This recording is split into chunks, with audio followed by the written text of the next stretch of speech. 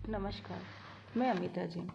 आज मैं सुमित्रा नंदन पंत की कविता नौका विहार के पद्यांश की व्याख्या बताने जा रही हूँ। प्रकृति के सुकुमार कवि कहलाने वाली पंत में प्रगतिशील चेतना भी व्याप्त थी, पर दुख कातरता भी व्याप्त थी, तो जिज्ञासा भाव भी व्याप्त था। लोकायतन में जिज्ञासा भाव दिखाई देता है, पर दुख कातरता भी युगांत और युगवाणी में दिखाई देती है। उनके काव्य में गतिशील चेतना रही है। भाषा में गतिशीलता है, चिंतन में भी गतिशीलता है। प्रस्तुत कविता में ये सभी भाव एक साथ दिखाई देते हैं। हालांकि प्रकृति के सौंदर्य को अभिव्यक्त करती हुई यह कविता प्राकृतिक चित्रण पर ही आधारित है, लेकिन इसमें पंत का चिंतन पक्ष भी उभर कर समय समय पर दिखाई देता है। नौका में उठती जल हिलोर, हिल पड़ते नभ के ओर छोर, विस्फारित नयनों में निश्चल कुछ खोज रहे जल तारक दल, ज्योतित कर नभ का अंतःस्थल, जिनके लघु दीपों का चंचल अंचल की ओट किए अविरल, फिरती लहरें लुक छिप पल पल, सामने शुक्र की छवि झलमल, पैरती परिसा जल में कल, रुपहले कचो में ही ओझल। मानवीकरण अलंकार यहाँ प्रमुखता से आया है, रूपक भी प्रमुखता से आया है। प्रकृति का सौंदर्य चित्रण, पंत का नौका विहार, पंत का चिंतन, नदी का सौंदर्य, सभी कुछ इस पद्यांश में दिखाई देता है। पंत कहते हैं, नौका में उठती जल हिलोर, हिल पड़ते नभ के ओर छोर, अर्थात ग्रीष्म ऋतु में नौका चल रही है गंगा की धारा पर। ग्रीष्म ऋतु में गंगा की धारा पर नौका चल रही है। नदी शांत है, निश्चल है। चलती हुई नौका के कारण उसकी हिलोरें, उसकी लहरें हिलोरें लेती हुई दिखाई देती है। गंगा में प्रतिबिंबित नभ के ओर छोर उन हिलोरों में महसूस होता हुआ दिखाई देता है। विस्फारित नयनों में निश्चल कुछ खोज रहे जल तारक दल, ज्योतित कर नभ का अंतःस्थल। आकाश में तारे छाए हुए हैं। छाए हुए तारों वाले आकाश का प्रतिबिंब गंगा पर दिखाई देता है। आकाश और प्रतिबिंबित आकाश को देखकर ऐसा लगता है जैसे फटे हुए नेत्रों से चंचल तारे मन में कुछ निश्चय करके निश्चित मन के साथ अपने प्रकाश से आकाश को ज्योतित कर आकाश में प्रकाश बिखेर कर कुछ ढूंढ रहे हैं, कुछ खोज रहे हैं। उनका हृदय अपनी बेचैनी के साथ कुछ खोजने की कोशिश कर रहा है। परमात्मा को जानना चाह रहा है, प्रकृति के ओर छोर को जानना चाह रहा है, आकाश को जानना चाह रहा है, आकाश से देखते हुए धरती को समझना चाह रहा है। जिनके लघु दीपों का चंचल अंचल की ओट किए अविरल, फिरती लहरें लुक छिप पल पल।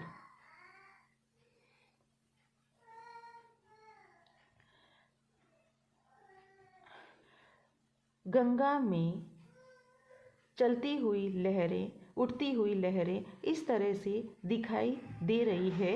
गंगा में एक और लहरें उठ रही है, दूसरी ओर द्वीप दिखाई दे रहे हैं, और वो सारा वातावरण इस प्रकार से दिखाई दे रहा है जैसे कोई स्त्री अपने आंचल की ओट में उन लहरों के समान द्वीप में कभी छिप रही है, कभी दिखाई दे रही है, लुका छिपी के खेल खेल रही है, लुक छिप करके चल रही है। सामने शुक्र की छवि झलमल, पैरती परिसी जल में कल, रुपहले कचों में ही ओझल। सामने शुक्र तारा चमकता हुआ दिखाई दे रहा है। उसकी छवि, उसका सौंदर्य झिलमिलाता हुआ, टिमटिमाता हुआ दिखाई दे रहा है। उसका प्रतिबिंब नदी में, नदी के जल में, बहती हुई नदी में, धाराओं के बीच में ऐसे दिखाई दे रहा है जैसे परी के समान सुंदर स्त्री तैर रही है और अपने श्वेत कशों में ही अपने सौंदर्य को छिपाए हुए है, ओझल किए हुए है। लहरों के घूंघट से झुक झुक दशमी का शशि निज तिर्यक मुख दिखलाता मुग्धा सा रुक रुक। आकाश में दशमी का चंद्रमा एक तिरछी लाइन के समान दिखाई देता है, छाया हुआ है। उसका प्रतिबिंब नदी में इस तरह से दिखाई दे रहा है जैसे कोई सुंदर स्त्री जिसने घूंघट धारण कर रखा है और घूंघट की ओट में मुग्ध भाव से अपने सौंदर्य को महसूस करते हुए रुक रुक कर मंद मंथर गति से धीरे धीरे चल रही है। अब पहुंची चपला बीच धार, छिप गया चांदनी का कगार। अब चपला अर्थात नाव नदी की धारा के बीचों बीच पहुंच जाती है और चांदनी रात में दिखता हुआ किनारा छिप जाता है। अब किनारा दिखाई नहीं देता, नाव नदी के बीच में है। दो बाहों से दुरस्त तीर धारा का कृष्ण कोमल शरीर आलिंगन करने को अधीर।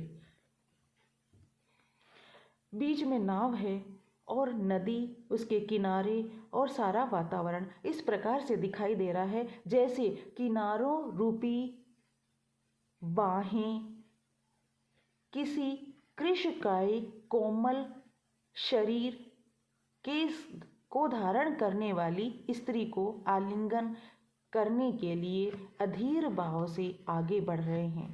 अति दूर क्षितिज पर विटप माल लगती भ्रू रेखा सी अराल अपलक नभ नील नयन विशाल। अति दूर, बहुत दूर, क्षितिज के भी पार, क्षितिज पर विटप की माला, वृक्षों की माला इस प्रकार से दिखाई देती है जैसे किसी स्त्री के मुख पर स्थित तिरछी भौहें। अपलक नभ नील नयन विशाल, नभ अपने नीले और विशाल नेत्रों से देखता हुआ प्रतीत होता है। माँ के उर पर शिशु सा समीप सोया धारा में एक द्वीप, उर्मिल प्रभा को कर प्रतीप। नदी की धारा के बीच में एक द्वीप दिखाई देता है। वो द्वीप और वो नदी, उसका सौंदर्य इस प्रकार लगता है, महसूस होता है जैसे किसी वात्सल्यमयी माँ के हृदय पर उसका शिशु निश्चिंत भाव से सोया हुआ है और वो द्वीप नदी की धारा को, नदी के बहाव को उल्टा कर देता है जैसे वात्सल्यमयी माँ के हृदय पर सोया हुआ शिशु कभी कभी उसके भावों को, सांसों को या उसके जीवन को कभी कभी अवरुद्ध करता हुआ महसूस होता है, दिखाई देता है। वह कौन विहग क्या विकल कोक, उड़ता हरनी को निज विरह शोक, छाया की कोकी को विलोक। वह कौन पक्षी है, वह कौन विहग है, वो कौन पक्षी है, क्या व्याकुल कोक है, उड़ता हरने निज विरह शोक, अपने विरह वेदना के शोक को, दर्द को हरने के लिए, दूर करने के लिए कोशिश कर रहा है, यह प्रयत्नमान है।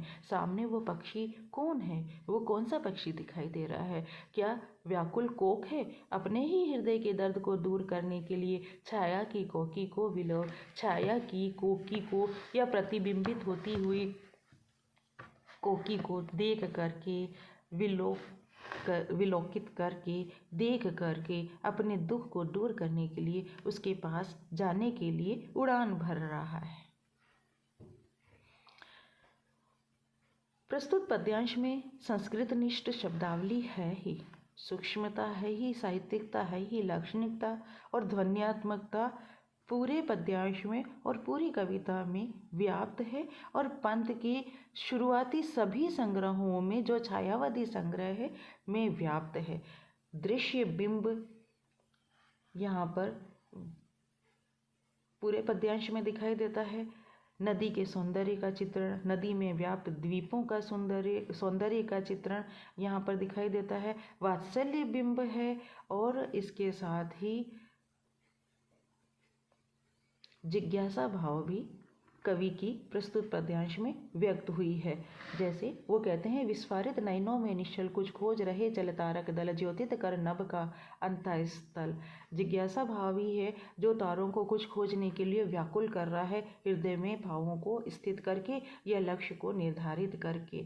मुग्धा स्त्री का सौंदर्य का भी चित्रण नदी के सौंदर्य के चित्रण के साथ में मानवीकरण अलंकार के द्वारा कवि ने किया है। लहरों के घूंघट से जुग जुग दशमी का शशि निज तिर्यक मुख दिखलाता मुग्धा सा रुक रुक। वात्सल्य भाव यहाँ पर कवि का दिखाई देता है। माँ के उर पर शिशु सा समीप सोया, धारा में एक द्वीप उर्मिल प्रवाह को कर प्रतीप।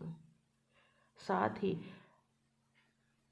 पंत काव्य में कालांतर में आई प्रगतिशील चेतना की भूमिका यहाँ पर भी दिखाई देती है। पंत पर दुख कातरता के भाव से व्याकुल हैं। वो कहते हैं, वह कौन विहग क्या विकल कोक, उड़ता हरने निज विरह शोक, छाया की कोकी को विलोक।